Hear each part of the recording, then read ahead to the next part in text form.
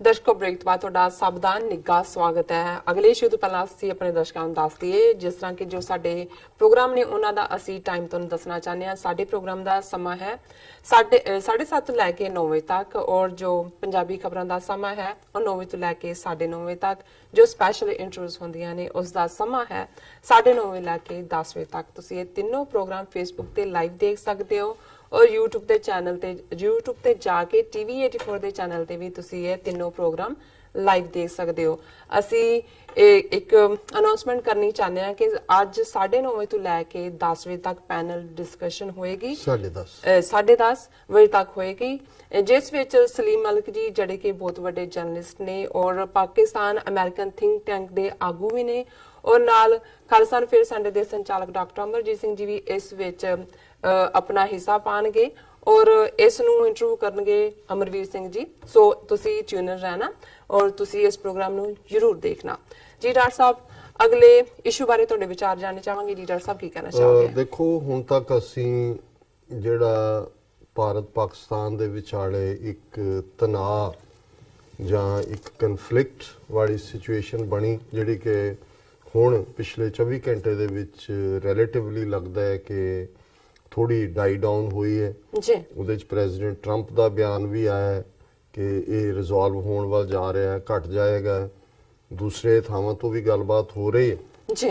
ਲੇਕਿਨ ਇਸ ਸਾਰੇ ਦੇ ਬਿਹਾਈਂਡ ਜਾਂ ਇਸ ਸਾਰੇ ਦੇ ਪਿੱਛੇ ਕੀ ਹੈ, ਅਸੀਂ ਇੰਡੀਆ ਦੇ ਹਿੰਦੂਤਵੀ ਐਂਗਲ ਦੀ ਗੱਲ ਕੀਤੀ ਹੈ ਕਿ ਕਿਵੇਂ 2019 ਦੀਆਂ ਚੋਣਾਂ, ਕਰਤਾਰਪੁਰ ਦਾ ਲਾਂਘਾ, ਕਸ਼ਮੀਰੀਆਂ ਦਾ ਇਸ਼ੂ, ਅਮਰੀਕਾ ਦਾ ਅਫਗਾਨਿਸਤਾਨ ਚੋਂ ਵਿਦਡਰਾ ਕਰਨਾ ਫੌਜਾਂ ਦਾ, ਔਰ ਤਾਲਿਬਾਨ ਨਾਲ ਚੱਲ ਰਹੀ ਗੱਲਬਾਤ ਜੀ, ਇਹ ਸਾਰੇ ਮੁੱਦੇ ਜਿਹੜੇ ਨੇ ਇਹ ਸਾਰੇ ਚ ਨੇ। ਲੇਕਿਨ ਇੱਕ ਐਂਗਲ ਜਿਹੜਾ ਬੜਾ ਯੂਨੀਕ ਐਂਗਲ ਸਾਹਮਣੇ ਲਿਆਂਦਾ ਹੈ, ਰਾਬਰਟ ਫਿਸਕ ਬਹੁਤ ਵੱਡੇ ਜਰਨਲਿਸਟ ਨੇ, ਫ੍ਰੀਲੈਂਸਰ ਕਿਸਮ ਦੇ, ਆਜ਼ਾਦਾਨਾ, ਹਮੇਸ਼ਾ ਉਹਨਾਂ ਦੀ ਜਿਹੜੀ ਲਿਖਤ ਹੈ ਉਹ ਜੋ ਚੱਲ ਰਿਹਾ ਹੁੰਦਾ ਹੈ ਮਾਸ ਮੀਡੀਆ ਜਿਹਨੂੰ ਕਹਿੰਦੇ ਉਸ ਤੋਂ ਵੱਖਰੀ ਹੁੰਦੀ ਹੈ ਜੀ। ਔਰ ਦਾ ਇੰਡੀਪੈਂਡੈਂਟ ਜਿਹੜੀ ਪਬਲਿਕੇਸ਼ਨ ਇੰਗਲੈਂਡ 'ਚ ਹੈ ਉਸ 'ਚ ਉਹਨਾਂ ਦਾ ਹੁੰਦਾ ਹੈ, ਉਹ ਫਲਸਤੀਨੀਆਂ ਬਾਰੇ ਵੀ, ਉਹਨਾਂ ਦੇ ਸੰਘਰਸ਼ ਬਾਰੇ ਵੀ ਲਿਖਦੇ ਨੇ। ਦੁਨੀਆ ਦੇ ਵਿੱਚ ਕਿਤੇ ਵੀ ਕੁਝ ਵਾਪਰਦਾ ਹੈ ਉਹਨਾਂ ਦੀ ਇੰਡੀਪੈਂਡੈਂਟ ਇਮਾਨਦਾਰ ਪਹੁੰਚ ਹੁੰਦੀ ਹੈ। ਮੈਂ ਵੀ ਪਿਛਲੇ ਕਈ ਸਾਲਾਂ ਤੋਂ ਉਹਨਾਂ ਨੂੰ ਫੋਲੋ ਕਰਦਾ ਔਰ ਉਹਨਾਂ ਨੇ ਇਹ ਜਿਹੜਾ ਕਨਫਲਿਕਟ ਹੈ ਇੰਡੀਆ ਪਾਕਿਸਤਾਨ ਦੇ ਵਿੱਚ, ਉਹਦੇ 'ਚ ਇਜ਼ਰਾਈਲ ਦਾ ਕੀ ਰੋਲ ਹੈ ਔਰ ਇਜ਼ਰਾਈਲ ਦਾ ਇੰਟਰਸਟ ਕੀ ਹੈ। ਔਰ ਜ਼ਾਹਰ ਹੈ ਅਸੀਂ ਦੇਖਦੇ ਹਾਂ ਕਿ ਜਿਵੇਂ ਨਰਿੰਦਰ ਮੋਦੀ ਖਾਸ ਤੌਰ ਤੇ ਇਜ਼ਰਾਈਲ, ਉਹਦਾ ਟੂਰ, ਉਹਨੂੰ ਕਿਵੇਂ ਨਵਾਜਿਆ ਗਿਆ। ਹਾਲਾਂਕਿ 1948 ਤੋਂ ਬਾਅਦ ਇਜ਼ਰਾਈਲ ਦੇ ਹੋਂਦ ਚਾਣ ਤੋਂ ਬਾਅਦ ਲੰਬਾ ਵਕਤ ਇਜ਼ਰਾਈਲ ਨੂੰ ਕੋਈ ਡਿਪਲੋਮੈਟਿਕ ਜਿਹੜੀ ਹੈ ਮਾਨਤਾ ਨਹੀਂ ਸੀ, ਰੈਕਗਨੀਸ਼ਨ ਨਹੀਂ ਸੀ। 1991 ਦੇ ਵਿੱਚ ਜਦੋਂ ਨਰਸਿਮਹਾ ਰਾਓ ਪ੍ਰਾਈਮ ਮਿਨਿਸਟਰ ਬਣਿਆ, ਉਦੋਂ ਪਹਿਲੀ ਵਾਰ ਇਹਨਾਂ ਨੂੰ ਚਾਰਜ ਡੀ ਅਫੇਅਰਸ ਦੇ ਥੱਲੇ ਇੱਕ ਜਿਹੜੀ ਥੋੜੀ ਜਿਹੀ ਐਕਸੈਸ ਦਿੱਤੀ। ਲੇਕਿਨ ਹੁਣ ਮੋਦੀ ਦੇ ਥੱਲੇ ਇਸ ਰਾਈਟ ਵਿੰਗ ਗਵਰਨਮੈਂਟ ਦੇ ਵੇਲੇ, ਹਾਲਾਂ ਵਾਜਪਾਈ ਦੇ ਵੇਲੇ ਸ਼ੁਰੂ ਹੋ ਗਿਆ ਸੀ, ਕਿਉਂਕਿ ਸਮਹਾਉ ਇਸ ਗੱਲ ਦੀ ਮੈਨੂੰ ਕਦੇ ਸਮਝ ਵੀ ਨਹੀਂ ਆਈ। ਅਸੀਂ ਜਦੋਂ ਵੀ ਇਜ਼ਰਾਈਲ ਦੀ ਗੱਲ ਕੀਤੀ, ਅਸੀਂ ਖਾਲਿਸਤਾਨ ਦੇ ਮਾਡਲ ਦੀ ਗੱਲ ਕਰਦੇ ਹਾਂ ਤੇ ਅਸੀਂ ਉਹਨਾਂ ਦੀ ਪਰਸੀਕਿਊਸ਼ਨ ਦੀ ਗੱਲ ਕਰਦੇ ਹਾਂ ਕਿ ਭਾਈ ਹਿਸਟਰੀ 'ਚ 2,500 ਹਜ਼ਾਰ ਸਾਲ ਪਰਸੀਕਿਊਟ ਹੋਏ। ਹਿਟਲਰ ਨੇ 6 ਮਿਲੀਅਨ ਜਿਹੜੇ ਨੇ ਉਹ ਗੈਸ ਚੈਂਬਰਾਂ 'ਚ, ਔਰ ਦੂਸਰੇ ਜਿਹੜੀ ਇਹਨਾਂ ਦੀ ਫਿਗਰ ਹੈ ਉਹਨਾਂ ਨੂੰ ਮਾਰਿਆ ਜੀ। ਪਰ ਅਸੀਂ ਹਮੇਸ਼ਾ ਇਹ ਕਹਿੰਦੇ ਹਾਂ ਵੀ ਜਿਹੜੀ ਕੌਮ ਨੇ ਖੁਦ ਸਫ਼ਰ ਕੀਤਾ ਹੋਏ ਔਰ ਉਹ ਬਿਲਕੁਲ ਐਕਸਟੈਂਸ਼ਨ ਤੱਕ ਪਹੁੰਚਣ ਤੋਂ ਪਹਿਲਾਂ, ਧਰਤੀ ਤੋਂ ਗਾਇਬ ਹੋਣ ਤੱਕ ਪਹੁੰਚਣ ਤੋਂ ਪਹਿਲਾਂ ਉਹ ਸਰਵਾਈਵ ਕਰ ਗਏ ਹੋਣ, ਉਹਨਾਂ ਕੋਲ ਇੱਕ ਮੁਲਕ ਹੋਏ ਔਰ ਉਹਨਾਂ ਦੇ ਨੇ ਆਪਣੇ ਮੁਲਕ ਨੂੰ ਬਿਲਡ ਕੀਤਾ, ਉਹ ਉਹੀ ਕੁਛ ਫਲਸਤੀਨੀਆਂ ਨਾਲ ਕਰ ਰਹੇ ਨੇ ਜੋ ਕੁਛ ਉਹ ਆਪਣੇ ਪਾਸਟ ਦੀ ਸ਼ਿਕਾਇਤ ਕਰਦੇ ਨੇ ਕਿ ਉਹਨਾਂ ਦੇ ਨਾਲ ਨਾਜ਼ੀਆਂ ਨੇ ਕੀਤਾ ਜਾਂ ਯੂਰਪ ਦੇ ਵਿੱਚ ਕ੍ਰਿਸਚਨਾਂ ਨੇ ਕੀਤਾ ਜਾਂ ਦੂਸਰਿਆਂ ਨੇ ਕੀਤਾ। ਉਹਨੂੰ ਅਸੀਂ ਹਮੇਸ਼ਾ ਕੰਡੈਮ ਕੀਤਾ। ਔਰ ਇੱਧਰ ਜੇ ਅਸੀਂ ਦੇਖੀਏ ਕਿ ਵੀ ਇੱਕ ਪਾਸੇ ਤਾਂ ਇਜ਼ਰਾਈਲ ਦੇ ਜਿਹੜੇ ਮੰਨਣ ਵਾਲੇ ਨੇ, ਇੱਥੇ ਵੀ ਜਿਹੜੀ ਵੱਡੀ ਗਿਣਤੀ 'ਚ ਸਾਡਾ ਜੂਇਸ਼ ਭਾਈਚਾਰਾ ਹੈ, ਉਹ ਭੁੱਲਣ ਨਹੀਂ ਦਿੰਦਾ ਕਿ ਵੀ ਹੋਲੋਕਾਸਟ ਕੀ ਹੋਈ, ਕਿਵੇਂ ਹੋਇਆ। ਪਰ ਹੱਥ ਇਹਨਾਂ ਨੇ ਉਹਨਾਂ ਨਾਲ ਮਿਲਾਇਆ, ਭਾਰਤ ਦੇ ਇਹਨਾਂ ਹਿੰਦੂਤਵੀਆਂ ਦੇ ਨਾਲ, ਜਿਹੜੀ ਆਰਗੇਨਾਈਜੇਸ਼ਨ ਹੀ RSS ਹੋਂਦ 'ਚ ਇਸ ਗੱਲ ਦੇ ਉੱਤੇ ਆਈ ਕਿ ਜੋ ਨਾਜ਼ੀ ਮਾਈਨੋਰਿਟੀਜ਼ ਨਾਲ ਕਰ ਰਹੇ ਨੇ। ਔਰ ਇਹ ਗੋਲਵਲਕਰ ਜਿਹੜਾ ਅਮੰਗਸ ਦਾ ਫਾਊਂਡਰਸ ਹੈ RSS ਦੇ, ਉਹਦਾ ਕਹਿਣਾ ਹੈ ਕਿ ਜੋ ਸੋਲੂਸ਼ਨ ਮਾਈਨੋਰਿਟੀਜ਼ ਦਾ ਹਿਟਲਰ ਨੇ ਜਾਂ ਨਾਜ਼ੀਆਂ ਨੇ ਕੱਢਿਆ ਉਹੀ ਭਾਰਤ ਦੇ ਵਿੱਚ ਅਕਲੀਅਤਾਂ ਦਾ ਹੈ। ਸੋ ਇੱਕ ਪਾਸੇ ਐਗਜ਼ੈਕਟਲੀ ਨਾਜ਼ੀ ਤਰਜ਼ ਦੀ ਜਿਹੜੀ ਆਈਡੀਓਲੋਜੀ ਹੈ ਉਹ ਆਰਐਸਐਸ ਦੀ ਹੈ ਜੀ। ਜੇ ਨਾਜ਼ੀਆਂ ਦਾ ਸਲੋਗਨ ਸੀ one race one nation one leader, ਉਹਨਾਂ ਦਾ ਵੀ ਹਿੰਦੂ ਹਿੰਦੀ ਹਿੰਦੁਸਤਾਨ। ਬਿਲਕੁਲ। ਸੋ ਕੀ ਪੈਸੇ ਨੇ ਇੰਨਾ ਅੰਨਾ ਕਰ ਦਿੱਤਾ ਹੈ ਜਾਂ ਬਿਲਕੁਲ ਜਿਹੜੇ ਕੋਈ ਐਥਿਕਸ ਜਾਂ ਕੋਈ ਹੈ ਕਿ ਇਜ਼ਰਾਈਲ ਨੂੰ ਲੱਗਦਾ ਨਹੀਂ ਵੀ ਉਸ ਇੰਡੀਅਨ ਔਰ ਉਸ ਹਿੰਦੂਤਵਾ ਸਟੇਟ ਦੇ ਨਾਲ ਅਲਾਈ ਕਰ ਰਹੇ ਨੇ, ਪਰ ਅਲਟੀਮੇਟਲੀ ਇੰਟਰਸਟ ਫਾਈਨੈਂਸ਼ੀਅਲ ਹਥਿਆਰ ਵੇਚਣਾ। ਜੀ। ਔਰ ਅੱਜ ਜਿਹੜਾ ਇਜ਼ਰਾਈਲ ਹੈ ਉਹ ਹਥਿਆਰ ਵੇਚਣ ਵਾਲਾ ਭਾਰਤ ਨੂੰ ਅਮਰੀਕਾ, ਰੂਸ ਜਾਂ ਦੂਸਰਿਆਂ ਤੋਂ, ਫਰਾਂਸ ਤੋਂ ਬਾਅਦ ਮੇਰਾ ਖਿਆਲ ਹੈ ਤੀਸਰੇ ਚੌਥੇ ਨੰਬਰ ਤੇ ਹੈ। ਜੀ। ਕਿੰਨੇ ਬਿਲੀਅਨ ਡਾਲਰ ਦੇ ਵੈਪਨ ਲੈਂਦੇ ਨੇ। ਔਰ ਇਸ ਫੈਕਟਰ ਨੂੰ ਰਾਬਰਟ ਫਿਸਕ ਨੇ ਆਪਣੇ ਇਸ ਰਾਈਟ ਅਪ ਦੇ ਵਿੱਚ, ਜਿਹਨੂੰ ਮੈਂ ਡੀਟੇਲ ਚ ਡਿਸਕਸ ਕਰਾਂਗਾ, ਜੀ, ਉਹਨਾਂ ਨੇ ਕਿਹਾ Israel is playing a big role in India's escalating conflict with Pakistan, signing up to the war on terror, especially Islamist terror, may seem natural for two states built on colonial partition whose security is threatened by Muslim neighbors. ਜੀ। ਉਹਨੇ ਕਿਹਾ ਜੀ ਕਿ ਇਹ colonial map making ਚੋਂ ਹੀ Israel ਨਿਕਲਿਆ, ਉਹਦੇ ਚੋਂ ਇੰਡੀਆ ਨਿਕਲਿਆ ਔਰ ਦੋਨਾਂ ਦੇ ਗਵਾਂਢੀ ਮੁਸਲਮਾਨ ਨੇ। ਸੋ ਉਹ ਜਿਹੜੇ ਨੇ ਉਹ ਕਿਵੇਂ ਨੇੜੇ ਆਏ ਨੇ ਔਰ ਕੀ ਰੀਜ਼ਨ ਹੈ ਕਿ ਇਜ਼ਰਾਈਲ ਇਸ ਕਨਫਲਿਕਟ ਨੂੰ ਇੰਡੀਆ ਪਾਕਿਸਤਾਨ ਦੇ ਵਿਚਾਲੇ ਐਸਕੇਲੇਟ ਹੁੰਦਾ ਬੜਾਵਾ ਦੇ ਰਿਹਾ। ਜੀ। ਫਿਰ ਉਹਨੇ ਕਿਹਾ when I heard the first news report I assumed it was on an Israeli air raid on Gaza or Syria air strike on a terrorist camp were the first words. A command and control center destroyed, many terrorists killed, the military was retaliating for a terrorist attack on its troops, we were told. ਇਹ ਸਾਰਾ Indian ਸ਼ਬਦਾਵਲੀ ਜੋ ਉਹਨਾਂ ਨੇ ਇਸਤੇਮਾਲ ਕੀਤੀ।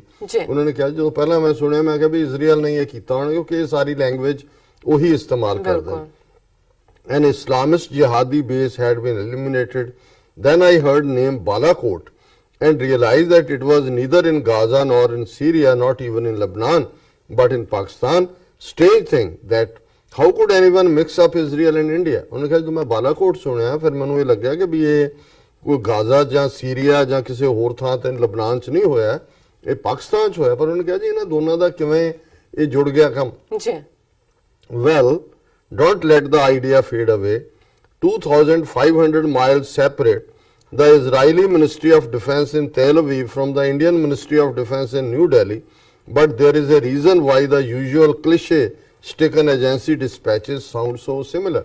ਕਿਉਂਕਿ ਜੀ ਭਾਵੇਂ ਉਹਨਾਂ ਦੀਆਂ ਦੋਨਾਂ ਦੀਆਂ ਮਿਨਿਸਟਰੀਆਂ 2,500 ਮੀਲ ਦੂਰ ਨੇ, ਯਾਨੀ ਤੈਲ ਅਵੀਵ ਔਰ ਦਿੱਲੀ 2,500 ਮੀਲ ਦੂਰ ਹੈ, ਪਰ ਇਹਦੇ ਵਿੱਚ ਕਿਉਂ ਇਹ ਸਿਮਿਲੈਰਿਟੀਜ਼ ਨੇ, ਕੀ ਸਾਂਝ ਦੀ ਗੱਲ ਹੈ? For months, Israel has been assiduously lining itself up alongside India's nationalist BJP government in an unspoken and politically dangerous anti-Islamist coalition, an official unacknowledged alliance, while India itself has now become the largest weapons market for the Israeli arms trade. ਇਹੀ ਗੱਲ ਕਿ ਭਾਰਤ ਸਭ ਤੋਂ ਵੱਡੀ market ਬਣ ਗਿਆ ਇਜ਼ਰਾਈਲੀ ਹਥਿਆਰਾਂ ਦੇ ਲਈ।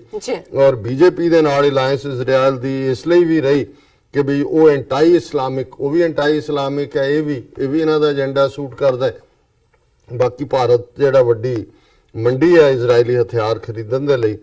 Not by chance therefore has the Indian press just trumpeted the fact that Israeli-made Rafale Spice 2000 smart bombs were used by the Indian Air Force in a strike against Jaish-e-Mohammed terrorists inside Pakistan. ਉਹਨੇ ਕਿਹਾ ਜੀ Indian media ਇਸੇ ਲਈ ਬੜੇ ਫਖਰ ਨਾਲ ਕਹਿ ਰਿਹਾ ਸੀ ਕਿ ਜਹਾਜ਼ ਤਾਂ ਭਾਵੇਂ ਮਿਰਾਜ 2000 ਫਰਾਂਸ ਦੇ ਨੇ, ਉਹ ਲੋਕਾਂ ਨੂੰ ਪਤਾ ਸੀ, ਪਰ ਇਹ ਦੱਸਣ ਦੇ ਲਈ ਕਿ ਜੀ ਇਹ ਜਿਹੜੇ ਉੱਥੇ ਬੰਬ ਇਸਤੇਮਾਲ ਹੋਏ ਨੇ ਉਹ ਇਜ਼ਰਾਈਲੀ ਮੇਡ ਨੇ, ਰਫੇਲ ਸਪਾਈਸ 2000 ਇਜ਼ਰਾਈਲ ਦੇ ਬਣੇ ਹੋਏ ਨੇ।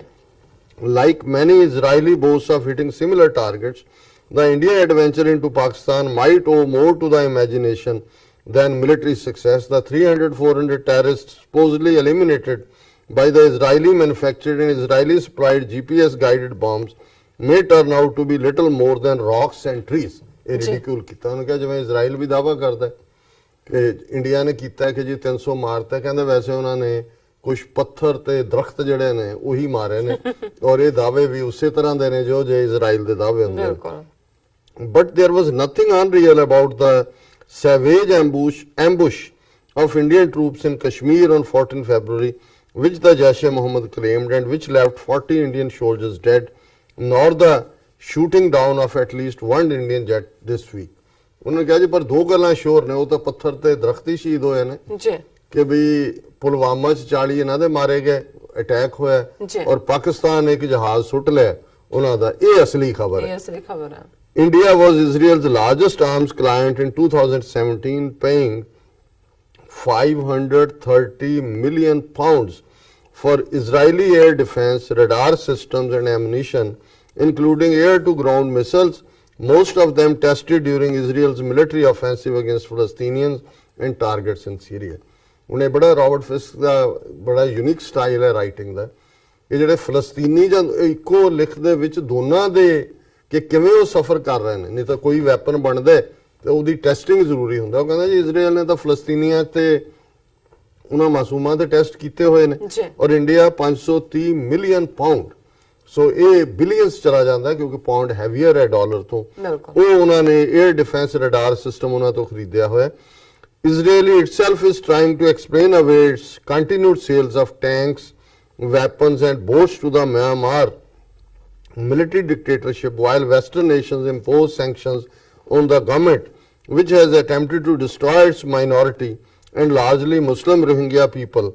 But Israel's arms trade with India is legal, above board and much advertised by both sides. ਫਿਰ ਉਹਨੇ ਕਿਹਾ ਜੀ ਇਹ ਉਹੀ ਇਜ਼ਰਾਈਲ ਹੈ ਜਿਹੜਾ ਮਿਆਂਮਾਰ ਨੂੰ ਹਥਿਆਰ ਵੇਚ ਰਿਹਾ, ਬਿਲਕੁਲ, ਜਿਹਨੇ ਰੋਹਿੰਗੀਆਂ ਨੂੰ ਬਿਲਕੁਲ ਜਿਹੜਾ ਉਹ UN ਨੇ ਕਿਹਾ ਵੀ ਜੈਨੋਸਾਈਡ ਹੈ, ਪਰ ਕਹਿੰਦੇ ਉੱਥੇ ਫਰਕ ਨਹੀਂ ਪੈਂਦਾ ਕਿਉਂਕਿ ਉਹ ਇਜ਼ਰਾਈਲ ਇੰਡੀਆ ਅਲਾਈ ਨੇ, ਇੰਡੀਆ ਵੀ ਸਪੋਰਟ ਕਰ ਰਿਹਾ ਉਹਨਾਂ ਦੀ ਮਿਆਂਮਾਰ ਦੀ, ਔਰ ਰੋਹਿੰਗੀਆ ਉਹਨਾਂ ਨੇ ਵੀ ਬਾਹਰ ਕੱਢੇ ਨੇ, ਇੱਕ ਦੋ ਕੇਸਾਂ UN ਨੇ ਸੈਂਕਸ਼ਨ ਵੀ ਕੀਤਾ ਇੰਡੀਆ ਨੂੰ ਇਸ ਦੇ ਲਈ। ਫਿਰ ਉਹਨਾਂ ਨੇ ਕਿਹਾ ਕਿ ਜੀ ਇਹ ਜਿਹੜਾ the Israelis have filmed joint exercises between their own special commando units and those sent by India to be trained in Negev desert, again with all the expertise supposedly learned by Israel in Gaza and other civilian thronged battlefronts. कि भी ਇਹ ਵੀ Indians ਨੇ joint exercise ਕੀਤੀਆਂ ਨੇ ਔਰ even ਜੂਨ 84 ਦੇ ਸਿੱਖ ਘੱਲੂਘਾਰਾ ਜਿਹੜਾ ਇਹਨਾਂ ਨੇ ਵਰਤਾਇਆ ਇੰਡੀਅਨ ਆਰਮੀ ਨੇ, ਉਦੋਂ ਵੀ ਇਹ ਸੀ ਕਿ ਮੋਸਾਦ ਟ੍ਰੇਨਡ ਉਹਨਾਂ ਦੇ ਕਮਾਂਡੋ। ਸੋ ਇਜ਼ਰਾਈਲ ਦੇ ਨਾਲ ਕੋਈ ਨਵਾਂ ਸੰਬੰਧ ਨਹੀਂ ਜੁੜਿਆ, ਇਹ ਇੰਦਰਾ ਗਾਂਧੀ ਦੇ ਵੇਲੇ ਵੀ ਜਿਹੜਾ ਉਹਦੀ ਸ਼ੁਰੂਆਤ ਹੋ ਗਈ ਸੀ 1991 ਚ ਪ੍ਰੋਪਰ ਚਾਰਜ ਦੀ ਅਫੇਅਰ, ਪਰ ਹਿੰਦੂ ਤਵੀਆਂ ਦੇ ਥੱਲੇ ਤਾਂ ਇਹ ਜਿਹੜਾ ਸਿਖਰ ਤੇ ਪਹੁੰਚ ਗਿਆ। ਫਿਰ ਉਹਨਾਂ ਨੇ ਕਿਹਾ ਰੌਬਰਟ ਫਿਸਕ ਨੇ ਕਿ at least 16 Indian Garuda commandos, part of a 45 strong Indian military delegation, were for a time based at Nevatim and Palmachin Air Base in Israel. In his first visit to India last year, preceded by a trip to Israel by nationalist Indian Prime Minister Narendra Modi, Israel's Prime Minister Benjamin Netanyahu recalled the 2008 Islamist attack on Mumbai in which almost 100 civilians were killed. Indians and Israelis know too well the pain of terrorist attacks, he told Modi. We remember the horrific savagery of Mumbai. We grit our teeth. We fight back.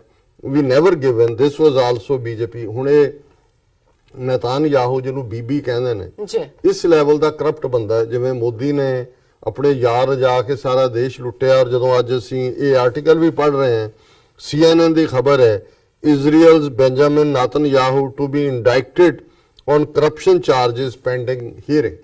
ਉਹ already ਜਿਹੜਾ ਉਹਨੂੰ ਇੰਡਾਇਕਟ ਕਰਨ ਦਾ ਹੈਗਾ ਔਰ extreme ਜਿਹੜਾ ਉਹ cruel ਕਿਸਮ ਦਾ ਬੰਦਾ ਹੈ, ਜਿਸ ਕਿਸਮ ਦਾ ਮੋਦੀ ਕਰੂਅਲ ਹੈ। ਜਿਵੇਂ ਮੋਦੀ ਦੇ ਹੱਥ ਹਜ਼ਾਰਾਂ ਮੁਸਲਮਾਨਾਂ ਦੇ ਖੂਨ ਨਾਲ ਰੰਗੇ ਹੋਏ ਨੇ 2002 ਚ ਜੋ ਗੁਜਰਾਤ ਚ ਕੀਤਾ, ਇਵੇਂ ਹੀ ਨੇਤਨਯਾਹੂ ਦਾ ਰਿਕਾਰਡ ਹੈ।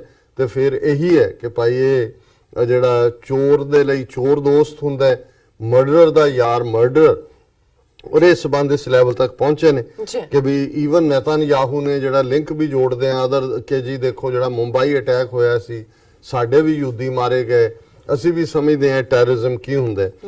ਫਿਰ ਰੌਬਰਟ ਫਿਸਕ ਕਹਿੰਦਾ several Indian commentators however have warned that right-wing Jainism and right-wing nationalism under Modi should not become the foundation stone of the relationship between the two countries, both of which in rather different ways fought the British Empire. ਉਹਨੇ ਕਿਹਾ ਜੀ ਇਹ ਆਪਸ ਦੇ ਵਿੱਚ ਨਹੀਂ ਬਣਨਾ ਚਾਹੀਦਾ, ਪਰ ਬਣਿਆ ਹੋਇਆ ਕੋਈ ਅੱਜ ਥੋੜੀ ਬਣਿਆ ਇਹ ਤਾਂ ਉਹਨਾਂ ਨੇ ਕਿਹਾ ਜੀ ਲਿਬਰਲ ਇਵੇਂ ਸੋਚਦੇ ਨੇ ਕਿ ਜੀ ਇਹ ਸਬੰਧ ਇਸ ਤਰ੍ਹਾਂ ਨਹੀਂ ਬਣਨੇ ਚਾਹੀਦੇ। ਫਿਰ ਉਹਨਾਂ ਨੇ ਬ੍ਰਸਲਸ ਰਿਸਰਚਰ ਸ਼ੈਰੀ ਮਲਹੋਤਰਾ ਨੂੰ ਕੋਟ ਕੀਤਾ ਹੈ, whose work has appeared in Israeli newspaper Hartez, has pointed out India has the world's third largest Muslim population after Indonesia and Pakistan, upward of 180 million. The India-Israeli relationship is also commonly being framed in terms of a natural convergence of ideas between the ruling BJP and Likud party, she wrote last year. और ਇਹਦੇ ਚ ਇੱਕ ਗੱਲ ਜਿਹੜੀ ਮੈਂ ਇਹ ਵੀ mention ਕਰਨਾ ਚਾਹੁੰਦਾ ਕਿ ਕੁਝ ਸਮਾਂ ਪਹਿਲਾਂ ਸ਼ਾਇਦ 90s ਦੇ ਵਿੱਚ ਇਹ ਗੱਲ ਵੀ ਸਾਹਮਣੇ ਆਈ ਸੀ ਕਿ ਇਜ਼ਰਾਈਲੀ ਟੀਮ ਜਿਹੜੀ ਹੈ ਇੰਡੀਆ ਪਹੁੰਚੀ ਹੈ ਕਸ਼ਮੀਰ ਵੈਲੀ ਦੇ ਵਿੱਚ ਔਰ ਉਹਨਾਂ ਦਾ ਯਤਨ ਸੀ ਕਿ ਕਹੂਟਾ ਜਿਹੜਾ ਨਿਊਕਲੀਅਰ ਪਲਾਂਟ ਪਾਕਿਸਤਾਨ ਦਾ ਹੈ ਉਸ ਨੂੰ ਡਿਸਟਰੋਏ ਕੀਤਾ ਜਾਏ। ਸੋ ਇਜ਼ਰਾਈਲ ਦੇ ਨਾਲ ਜਿਹੜਾ ਉਹਨਾਂ ਦੋਨਾਂ ਦਾ ਏਜੰਡਾ ਮਿਲਦਾ ਹੈ, ਐਂਟਾਈ ਮੁਸਲਮ, ਪਾਕਿਸਤਾਨ ਦਾ ਨਿਊਕਲੀਅਰ ਬੰਬ ਰੜਕਦਾ ਹੈ, ਇਹਨਾਂ ਨੂੰ ਤਾਂ ਰੜਕਦਾ ਹੀ ਰੜਕਦਾ ਹੈ, ਇਜ਼ਰਾਈਲ ਨੂੰ ਸਭ ਤੋਂ ਜ਼ਿਆਦਾ ਰੜਕਦਾ ਹੈ ਕਿਉਂਕਿ ਉਸ ਨੂੰ ਜਦੋਂ ਇਹਨਾਂ ਨੇ ਨਿਊਕਲੀਅਰ ਬੰਬ ਨੂੰ ਇਸਲਾਮਿਕ ਬੰਬ ਕਹਿਣਾ ਸ਼ੁਰੂ ਕੀਤਾ ਸੀ। ਸੋ ਜ਼ਾਹਰ ਹੈ ਕਿ 50+ ਜਿਹੜੀਆਂ ਇਸਲਾਮਿਕ ਕੰਟਰੀਜ਼ ਨੇ ਉਹਨਾਂ ਚੋਂ Pakistan is the only country which is nuclear. So Israel the India ਨਾਲ ਰਿਲੇਸ਼ਨਸ਼ਿਪ ਦਾ ਇੱਕ ਇਹ ਬੇਸ ਵੀ ਹੈ ਕਿ ਉਹ ਜਿਹੜਾ ਨਿਊਕਲੀਅਰ ਉਹਨੂੰ ਵੀ ਇੱਕ ਸਟੇਜ ਤੇ ਉਹਨਾਂ ਦਾ ਕਾਮਯਾਬ ਨਹੀਂ ਸੀ ਹੋਇਆ ਮੂਵ, ਉਹਦੇ ਚ ਉਹਨਾਂ ਨੇ ਜਿਵੇਂ ਸੀ ਵੀ ਵਿਦਡਰਾ ਕਰ ਲਿਆ ਮੂਵ।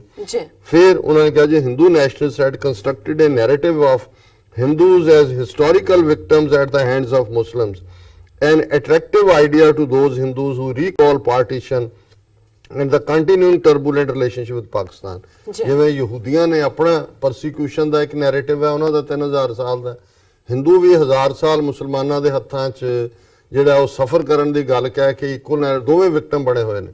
ਹਾਲਾਂਕਿ ਅੱਜ ਦੋਨੋਂ ਹੀ ਐਗਰੈਸਰ ਔਰ ਜੋ ਇਜ਼ਰਾਈਲੀ ਫਲਸਤੀਨੀਆਂ ਨਾਲ ਕਰ ਰਹੇ ਨੇ ਔਰ ਇੰਡੀਆ ਮਾਈਨੋਰਿਟੀਜ਼ ਨਾਲ ਕਰ ਰਿਹਾ ਉਹ ਉਹਨਾਂ ਨੂੰ ਐਕਸਪੋਜ਼ ਕਰਦੇ ਨੇ। In fact Malhotra pointed out in Haris, Israel's biggest fans in India appear to be the internet Hindus who primarily love Israel for how it deals with Palestine and fights Muslims. ਉਹਨੇ ਕਿਹਾ ਜੀ ਸਭ ਤੋਂ ਜ਼ਿਆਦਾ ਐਡਮਾਇਰਰ Israel ਦੇ ਜਿਹੜੇ ਨੇ ਉਹ ਇੰਡੀਆ 'ਚ ਤੁਹਾਨੂੰ ਇਹ ਹਿੰਦੂ ਰਾਈਟ ਵਿੰਗਰ ਇੰਟਰਨੈਟ ਵਾਲੇ ਮਿਲਣਗੇ। ਔਰ ਹਾਲਾਂਕਿ ਯੂਰਪ ਅਮਰੀਕਾ 'ਚ ਵੀ ਹੁਣ ਮੈਜੋਰਿਟੀ ਜਿਹੜੀ ਆ ਉਹ ਪ੍ਰੋ ਇਜ਼ਰਾਈਲ ਨਹੀਂ ਹੈ, ਭਾਵੇਂ ਜਿਹੜੇ ਪਾਲਿਸੀ ਮੇਕਰ ਨੇ ਕਾਂਗਰਸ 'ਚ ਬੈਠੇ ਹੋਏ, ਜਿਹਨੂੰ ਕਦੇ ਪੈਟ ਬੁਕੈਨਨ ਨੇ ਕਿਹਾ ਸੀ ਕਿ US Congress is the occupied territory of Israel, ਉੱਥੇ ਉਹਨਾਂ ਦਾ ਪੈਸਾ ਵੀ ਔਰ ਦੂਜਾ ਇਨਫਲੂਐਂਸ ਵੀ ਚੱਲਦਾ, ਪਰ ਮੈਜੋਰਿਟੀ ਅਮਰੀਕਨ ਵੀ ਇਹ ਸਮਝਦੇ ਨੇ ਵੀ ਇਹ ਧੱਕਾ ਕਰ ਰਹੇ ਨੇ ਉੱਥੇ ਔਰ ਫਲਸਤੀਨ as a state side by side Israel ਦੇ ਐਗਜ਼ਿਸਟ ਕਰਨੀ ਚਾਹੀਦੀ ਹੈ। ਪਰ ਕਲਿੰਟਨ ਨੇ ਵੀ ਟਿਲ ਲਾ ਲਿਆ, ਓਬਾਮਾ ਨੇ ਵੀ ਲਾ ਲਿਆ, ਪੇਸ਼ ਜਾਂਦੀ ਨਹੀਂ ਹੈ ਕਿਉਂਕਿ ਉਹਨਾਂ ਦਾ ਇਨਫਲੂਐਂਸ ਇੰਨਾ ਜ਼ਿਆਦਾ ਹੈ। Malhotra has condemned Carlton university professor Vivek Dajia for demanding a tripartite alliance between India, Israel and US since they have all suffered from the scourge of Islamic terrorism. ਹੁਣ ਇਹ ਕੱਲਾ ਇਧਰੋਂ ਇਜ਼ਰਾਈਲ ਇੰਡੀਆ, ਉਧਰੋਂ Israel America, ਔਰ ਜ਼ਾਹਰ ਹੈ ਕਿ ਵੀ ਇਹ ਕਿਸ ਡਾਇਰੈਕਸ਼ਨ ਦੇ ਵਿੱਚ, ਔਰ ਇਹ ਆਲਰੇਡੀ ਇਹ ਕੋਈ ਭਾਵੇਂ ਉਹਨਾਂ ਨੇ ਟ੍ਰਾਈਪਾਰਟਾਈਟ ਟ੍ਰੀਟੀ ਨਹੀਂ ਕੀਤੀ ਪਰ ਚੱਲ ਇਵੇਂ ਹੀ ਰਿਹਾ। 9/11 ਤੋਂ ਬਾਅਦ ਇੰਡੀਆ ਬੈਂਡ ਵੈਗਨ ਤੇ ਚੜ ਗਿਆ, ਇਹਨਾਂ ਨੂੰ ਵੀ ਲੱਗਦਾ ਵੀ ਮੁਸਲਮਾਨਾਂ ਨੂੰ ਜਿਹੜਾ ਉਹ ਦੱਬ ਕੇ ਰੱਖੋ, ਇੰਡੀਆ ਨੂੰ ਵੀ ਉਹਨਾਂ ਦਾ ਏਜੰਡਾ ਰਾਈਟ ਵਿੰਗਰ ਦਾ, ਇਜ਼ਰਾਈਲ ਕਾਰੀ ਇਹ ਕੁਛ ਰਿਹਾ। ਸੋ ਗੱਲ ਤਾਂ ਅਲਟੀਮੇਟਲੀ ਇੰਟਰਸਟ ਹੁੰਦੇ ਨੇ ਜਾਂ ਕਾਮਨਨੈਸ ਆਫ ਏਜੰਡਾ ਜਿਹੜਾ ਤਿੰਨਾਂ ਨੂੰ ਇਕੱਠੇ ਲੈ ਆਉਂਦਾ। In fact by the end of 2016 only 23 men from India had left to fight for ISIS in the Arab world, although Belgium with a population of only 500,000 Muslims produced nearly 500 fighters. ਉਹਨੇ ਕਿਹਾ ਜੀ ਕਿੱਥੋਂ breeding ground ਹੈ terrorism ਦੀ, ਵੀ ਜੇ ਸਾਰੇ ਭਾਰਤ ਚੋਂ ਜਿੱਥੇ 180 million ਨੇ ਫਿਗਰ ਦਿੱਤੀ 23 ਬੰਦੇ ਆਏ ਮਰਨ ਦੇ ਲਈ ਤੇ ਬੈਲਜੀਅਮ ਚੋਂ ਇਕੱਲੇ 500 ਫਾਈਟਰ, ਉੱਥੋਂ ਯੂਰਪ ਚ ਤੁਹਾਡੇ ਜ਼ਿਆਦਾ ਆਏ ਨੇ। ਮਲਹੋਤਰਾ's argument is that the Indian-Israel relationship should be pragmatic rather than ideological, ਕਿ ਇਹਨੂੰ ਅੱਗੇ ਵਧਾਓ, but it is difficult to see how Zionist nationalism will not leach into Hindu nationalism when Israel is supplying so many weapons to India, the latest of which India, which has enjoyed diplomatic relations with Israel since 1992, has already used against Islamists inside Pakistan. ਉਹਨੇ ਕਿਹਾ ਜੀ ਜਿਹੜੇ bomb use ਹੋਏ ਨੇ ਉੱਥੇ ਭਾਵੇਂ ਟੋਏ ਕੱਢੇ ਨੇ ਜਾਂ ਕਾਂ ਹੀ ਮਾਰਿਆ, ਪਰ ਕਾਂ ਮਾਰਨ ਲਈ ਜਿਹੜੇ ਇਜ਼ਰਾਈਲ ਦਾ ਜਿਹੜਾ ਉਹ ਇਸਤੇਮਾਲ ਹੋਇਆ। ਔਰ ਅਖੀਰ ਚ signing up to the war on terror, especially Islamist terror, may seem natural for two states built on colonial partition whose security is threatened by Muslim neighbors. In both cases, their struggle is over the right to own or occupy territory. ਜੀ ਇੱਧਰ ਵੀ Israel ਦੀ ਵੀ ਔਰ India the we Israel, India and Pakistan all possess nuclear weapons. Another good reason not to let Palestine and Kashmir get tangled up together and to leave India's 100 million Muslims alone.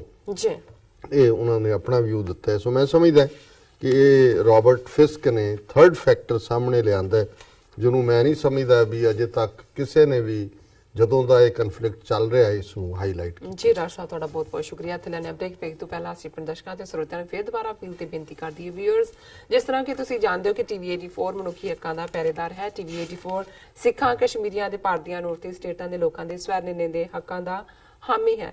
ਅਸੀਂ ਚਾਹਾਂਗੇ ਕਿ ਤੁਸੀਂ TV 84 ਦੀ ਚੜ੍ਹਦੀ ਕਲਾ ਲਈ ਵੱਧ ਤੋਂ ਵੱਧ ਡੋਨੇਟ ਕਰੋ। ਡੋਨੇਟ ਕਰਨ ਲਈ ਸਾਡੀ ਵੈਬਸਾਈਟ tv84.tv ਤੇ ਜਾ ਕੇ ਪੇਪਲ ਦੀ ਵਰਤੋਂ ਕਰਕੇ ਵਨ ਟਾਈਮ ਡੋਨੇਟ ਕਰ ਸਕਦੇ ਹੋ, ਮੰਥਲੀ ਡੋਨੇਟ ਵੀ ਕਰ ਸਕਦੇ ਹੋ। ਤੁਸੀਂ ਟੀਵੀ 84 ਦੇ ਨਾਮ ਤੇ ਚੈੱਕ ਬਣਾ ਕੇ ਸਾਨੂੰ ਮੇਲ ਵੀ ਕਰ ਸਕਦੇ ਹੋ ਸਾਡੇ ਇਸ ਪਤੇ ਤੇ 36-01 37th ਐਵਨਿਊ ਲੌਂਗ ਆਈਲੈਂਡ ਸਿਟੀ, ਨਿਊਯਾਰਕ 11101 USA, ਜਾਂ ਫਿਰ ਤੁਸੀਂ ਸਾਨੂੰ ਫੋਨ ਰਾਹੀਂ ਵੀ ਸੰਪਰਕ ਕਰ ਸਕਦੇ ਹੋ ਸਾਡੇ ਫੋਨ ਨੰਬਰ ਤੇ 5164060694। Thank you so much viewers. ਵਿਚਾਰਾਂ ਦਾ ਸਿਲਸਿਲਾ ਇਸ ਤਰ੍ਹਾਂ ਚੱਲਦਾ ਰਹੇਗਾ। ਮਿਲਦੇ ਹਾਂ ਛੋਟੇ ਜਿਹੇ ਵਕਫੇ ਤੋਂ ਬਾਅਦ।